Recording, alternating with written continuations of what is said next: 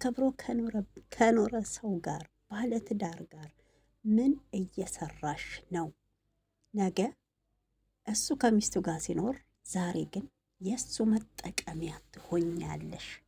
ራስሽን፣ ፈጣሪሽን፣ ቤተሰቦችሽን ለምን አታስከብሪም እያላት ይገኛል ማለት ነው። ሩታዬ እንግዲህ እንደዚህ ከአብባ እየመጣች ነው።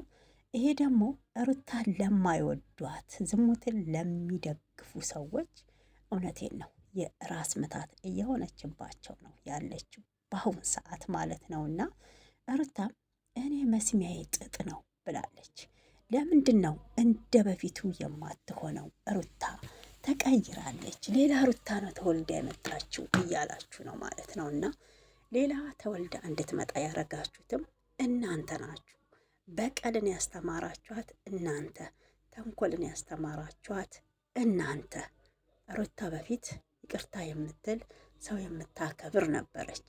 አሁን ላይ ግን እናንተ አላስቀምጥ በመብቷ በትዳሯ በህይወቷ እየገባችሁ ስበጠብጡ ዝም ብላ እጇን አጣጥፋ ትቀመጥና ትያችሁ ወይ?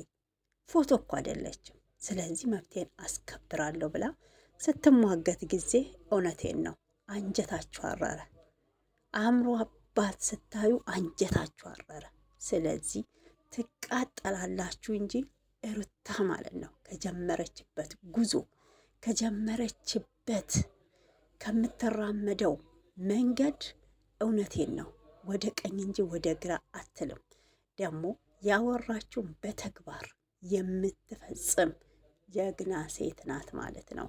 አንዳንዶቻችሁ አላችሁ ልፍስፍሶች ማለት ነው። እና እኔ አሁን ላይ ሩታ ትንሽ ያናደደችኝ አብርሽን መከታተል መተው እንዳለባት ይሰማኛል።